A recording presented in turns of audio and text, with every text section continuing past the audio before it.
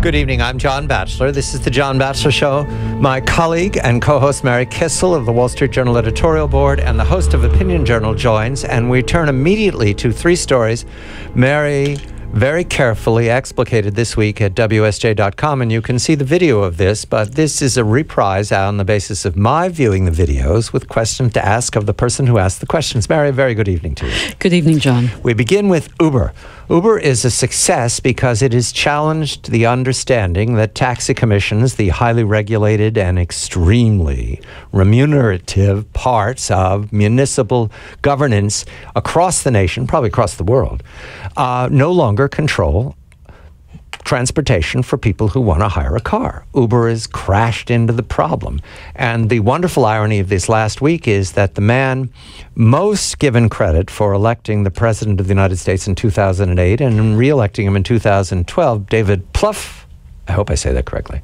Like Plouffe. Plouffe has joined Uber in its contest, the feud between the Hatfields and the McCoys, with something called Lyft, which is spelled with a Y, I know, and has something to do with a pink mustache. In any event, this is all good news, Mary, and it's a joy to see that the internet, that the World Wide Web, that social media is transforming our economy and cracking into regulation. Is that how you put it? Well, trying to rip down over-regulation and cronyism, that's how I'd put it, John. The irony, of course, of former Obama campaign manager David Plouffe joining Uber, Plouffe, like Fluff, yes. Plouffe. Joining Uber is that David Plouffe elected a guy who erected the biggest regulatory state in our modern history, and now he's joining a company to get paid, presumably, quite a lot of money to help tear it down. So, you know, John, it's amazing. It's like I'll give you a cookie and you'll get fat, and then I'll tell you how to get thin again. It's just amazing. The word irony is inadequate for what we're observing from the Obama administration. We want them to make money. We want them to discover that profit is good. We want them to prosper, their families to prosper, their children to prosper, and regulation is not the way forward. And apparently, Plouffe has had the Damascus moment? Is that what happened? Yes, the road to Damascus moment, or has he? I have not seen a quote from him where he recants his commitment to regulation and big government. It would be very uncomfortable for him to do that, but look, he's been hired to do exactly that, to open up space for competition, and you just hope that he would convince his former boss to do that for every company across America, not just for Uber. We go to another conversation Mary had with the CEO of Kaplan, and this is about for-profit colleges. And the highly regulatory Obama administration has, over these about the last year, there have been press release after press release shutting down, undermining, challenging, pretty much treating for-profit education in this country as a scam. Yeah, well, there's really a tension between what the administration says it wants, which is more educational opportunities for low-income students or minorities, and what its regulations and policies actually achieve.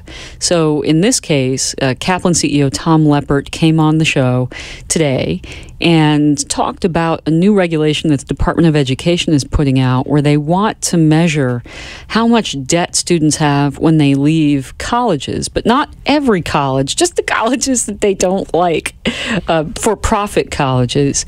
And if they don't like what they find, then the threat is that the federal government will take away federal funding, federal grants, essentially, and loans, to the college's students. And if the students don't have that money, they won't be able to go. So I posed a kind of an off-mic question to Tom and said, well, what if you just got rid of all that federal funding? What if you just let private banks offer competitive pricing for student loans? Would you have this problem? And he said no. So, but again, you know, this is another policy that the administration has put out. They have federalized, taken over, crushed the student loan market. So now really the only option for students is to go to the federal government to get a student loan. And that gives Washington an awful lot of power over how that money is used. I'm going to upset a lot of moms and dads right now and remember how much tuition was when I first went to higher higher education. This is university in the fall of 1966. My memory, and maybe I know, was that the whole year's tuition was less than $3,000. Oh, jeez. All right, fine. And living on campus was, we went to the Commons, we ate together as a freshman class.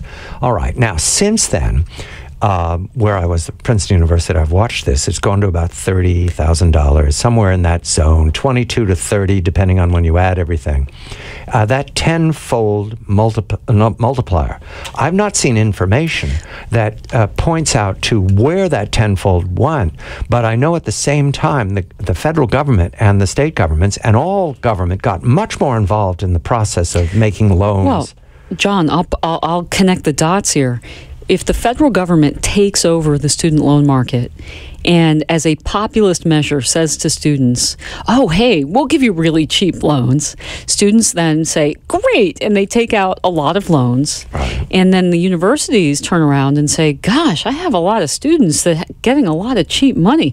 Maybe I can pay my administrator a little more money. And sense. So administrative costs go through the roof, but also because of all these regulations that are coming down from Washington, raining down from Washington, universities are also having to hire a lot of people just to keep track of all of the data that the federal government wants on the composition of their student body, on what they're teaching, on debt levels, on a plethora of things. So that's another cost driver. So when you let Uncle Sam in to help you, watch out. Yes, right. That's where it will leave. Now, this story is a puzzle because you spoke to Stephen Haber of the Hoover Institution, who has a wonderful book with his colleague about banks, and it challenges the whole understanding that banks are stable. But this is about particularly a Bank of America settlement, rumored settlement, factual settlement with the federal government for the mortgage crisis and the Great Recession and the housing collapse.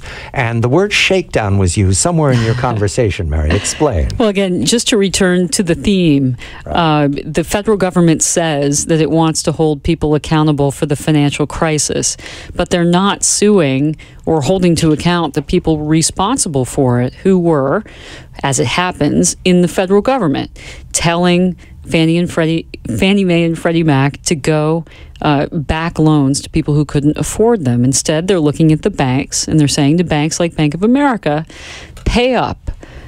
Because you were selling subprime loans. Wait. I raised my hand in the back. I did when I was watching you and Stephen. Do not remember that during the Clinton administration, the banks were castigated for not providing loans Correct. In neighborhoods that were called redlining neighborhoods.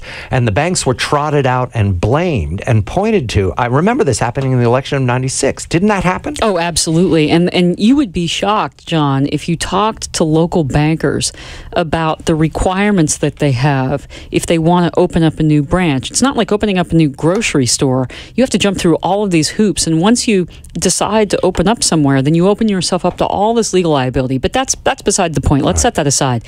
What Stephen was talking about today is this almost $17 billion shakedown of Bank of America, where the federal government came in and they said, Bank of America, you bought Countrywide Financial because we told you to buy Countrywide Financial during the depths of the financial crisis, and now we're going to hold you responsible for all of the loans that Countrywide Financial ever made.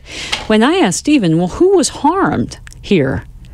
And the answer is, if you're really looking at it, if you believe that Countrywide or Bank of America or any of these banks missold loans, then the people who were harmed were the sophisticated investors who bought these packages of mortgages. But instead, if you read the press release today, where is the bulk of this money going to? It's going to federal government coffers. It's going to Democratic states with politically active Democratic AGs.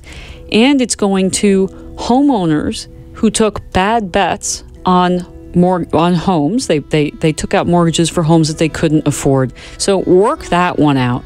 You shake down B of A, and the people who benefit are the politicians and the politically connected. Again, Bank of America was obliged, encouraged, supported in its purchase of Countrywide. Yes. But that is not an explanation for why Bank of America has all this bad paper.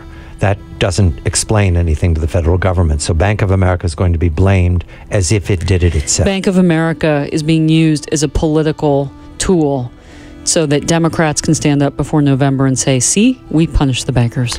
Mary Kissel is the editor, is at the editorial page of the Wall Street Journal, and she's the host of Opinion Journal each day at WSJ.com. These were three of her stories. I was especially attracted to the idea that the Kaplan for-profit colleges have an answer to the federal government and its castigation of for-profit. For-profit is a way forward if you're working a job during the day, if you don't have the freedom and the luck to have parents who can send you and not work. And punishing for-profit colleges is a way to reverse any hopes we have of improving the education of the people in America. Mary Kissel, I'm John Batchelor.